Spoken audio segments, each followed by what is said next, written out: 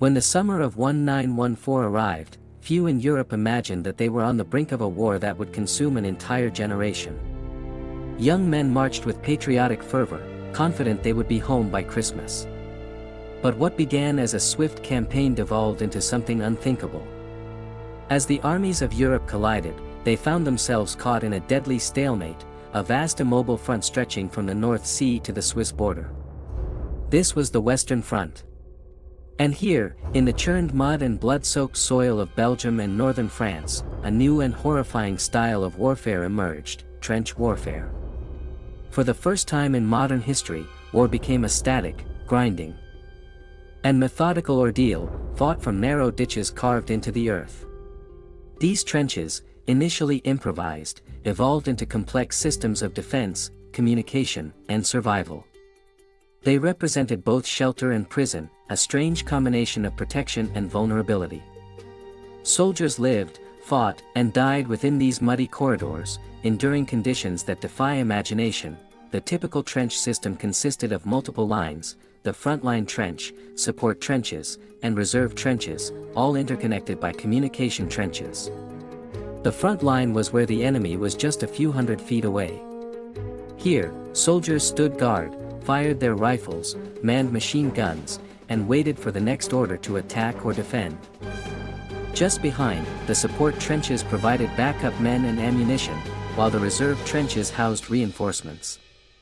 This three-line system created depth, reducing the chance that a single breakthrough would collapse the entire defense.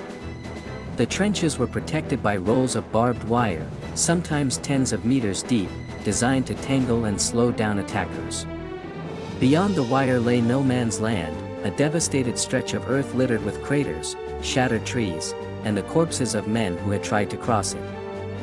Any movement in no man's land could trigger a hail of bullets and artillery fire. It was a death zone, an unforgiving expanse where few returned once they entered. Life in the trenches was a daily struggle against filth, disease, and constant danger.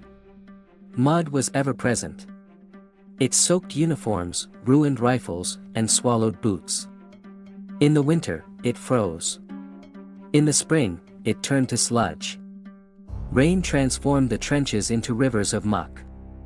In some areas, the water level was so high that soldiers stood in wet boots for days, developing trench foot, a painful and potentially deadly condition where tissue rotted due to prolonged exposure to moisture.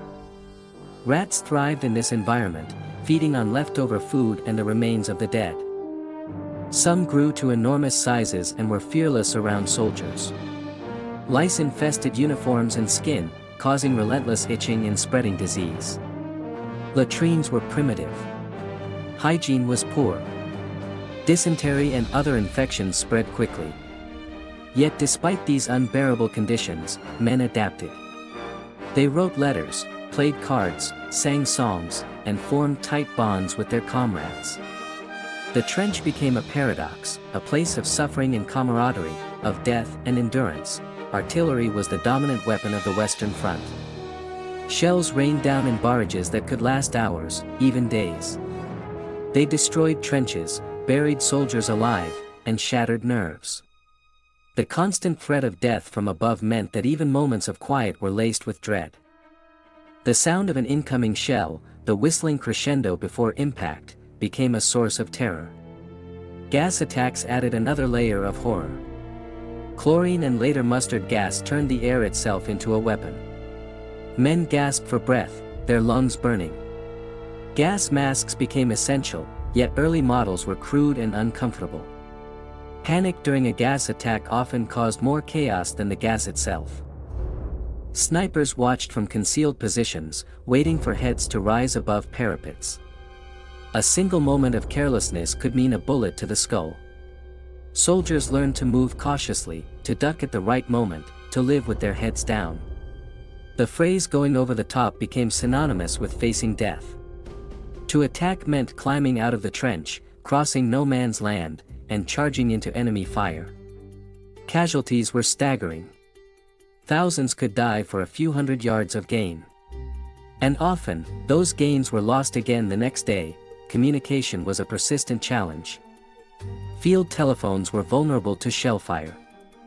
Runners carried messages by hand, braving gunfire and shelling. Carrier pigeons were sometimes more reliable than human messengers.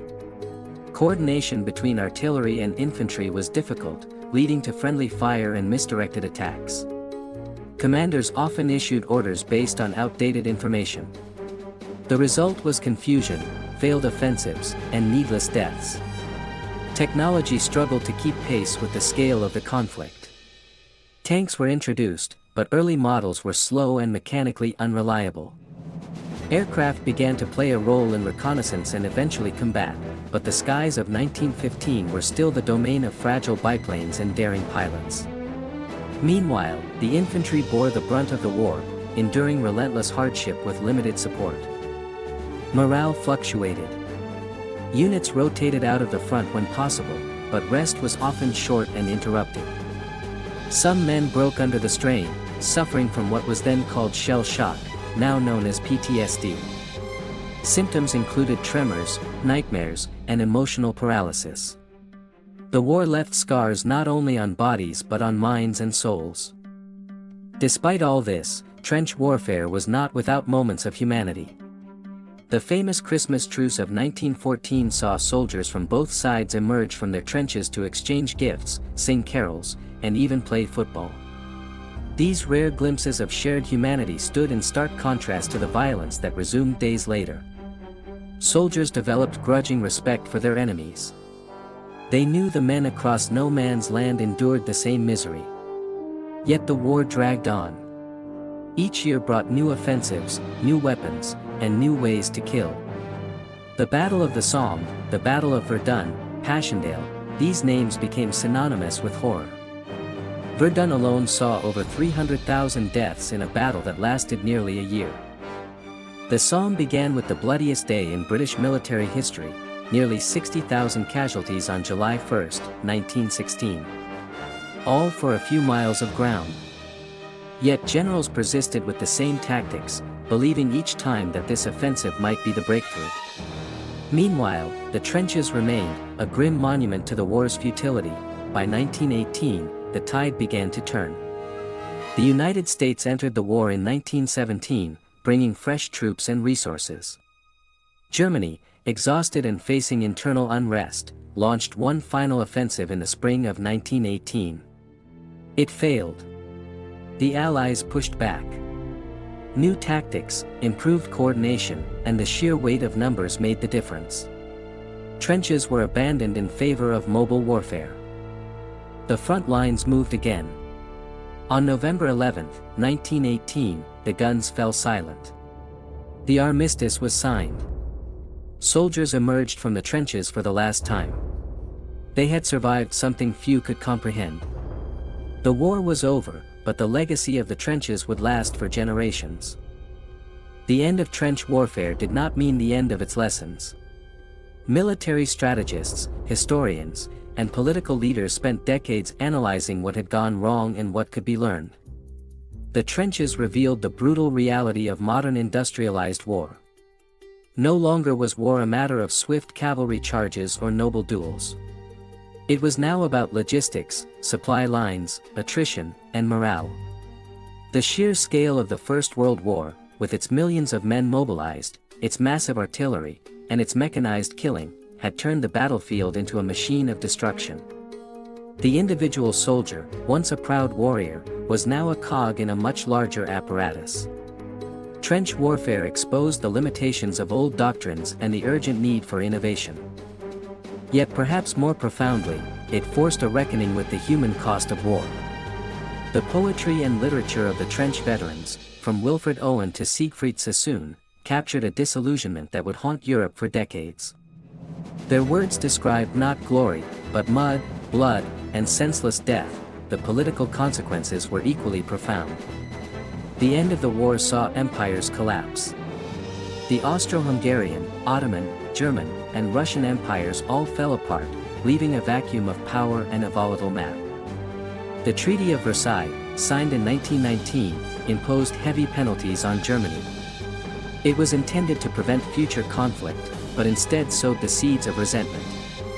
Among the many grievances that Adolf Hitler would later exploit. The humiliation of Germany in the aftermath of World War I stood out prominently. The scars of the trenches were not only physical but psychological and political. Entire towns and villages across Europe had lost their young men. Cemeteries filled with rows of white crosses became solemn reminders of what the trenches had cost. A generation was described as lost, not because they all died, but because those who returned were never the same. Trench warfare also had a massive impact on medical and technological development. The injuries sustained in the trenches were often horrific: shattered limbs, facial mutilations, gas burns, and infections. In response, advances in surgery, prosthetics, and rehabilitation emerged. The concept of plastic surgery made huge strides. Field hospitals became better organized. Evacuation systems improved. War forced innovation. Yet the price was steep. Doctors and nurses faced overwhelming casualties, working under immense pressure and often without adequate resources. The trench experience was not limited to the soldiers. Civilians too were deeply affected.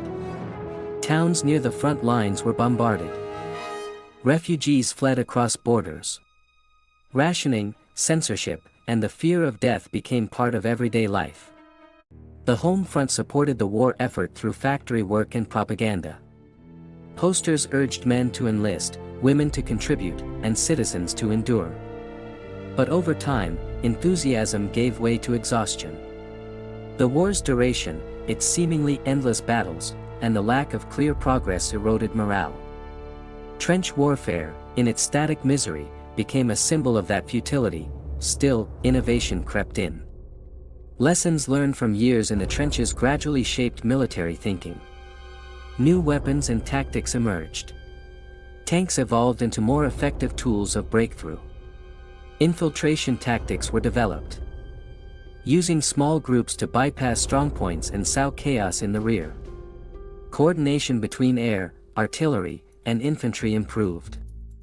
These changes didn't come fast enough to prevent years of stalemate, but they laid the groundwork for the more mobile warfare of later years. One of the most significant legacies of trench warfare was the realization that victory required total war. Not just armies, but entire societies had to be mobilized. The First World War blurred the lines between civilian and combatant. Factories became arsenals. Farmers produced food for soldiers. Schools taught patriotism and discipline. It was a war of nations, not just of generals. And when the guns finally fell silent, the relief was immense, but so was the confusion. What had it all been for? What had 4 years of trench warfare achieved? In raw numbers, the war had cost over 16 million lives, both military and civilian. Entire regions were laid waste. Economies were strained to the brink. Families were shattered. And the peace that followed was fragile. Within 2 decades, the world would again descend into war. But the trenches remained a unique horror of the First World War, a phenomenon shaped by the technology, politics, and strategic thinking of the time. They were not inevitable. But they became the defining image of the war. A symbol of endurance, suffering, and the limits of human planning. Visiting the preserved trenches today in places like Ypres or the Somme, one is struck by how narrow, how claustrophobic they are. How impossible it seems that men lived there for months, even years. The wooden planks, the sandbags, the dugouts, it all seems inadequate for the magnitude of the experience. And yet it was real. The stories of those who served there continue to be told, not because they glorify war, but because they remind us what war costs. In modern military training, the lessons of the trenches are still referenced. Urban warfare, tunnel combat, and defensive fortifications owe much to the principles learned in 1914 to 1918. More importantly, the moral lessons remain. The importance of leadership, communication, and care for soldiers' mental health, these are all traced back to the bitter experience of trench life. Memorials across Europe and the Commonwealth stand not just for remembrance, but for warning.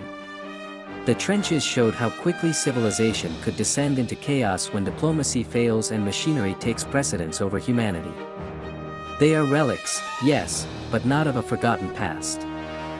Their echoes are felt even today, in the way we understand war, peace, and the fragile line between the two.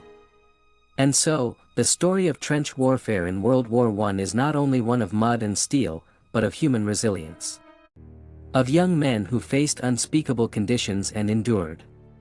Who found humor in horror, friendship in fear, and a strange kind of hope amid despair. Their letters, their poems, their fading photographs, they are all that remain now. But through them, the voice of the trenches still speaks. Not in shouts or charges, but in whispers. In the quiet remembrance of sacrifice. In the solemn resolve to never let it happen again.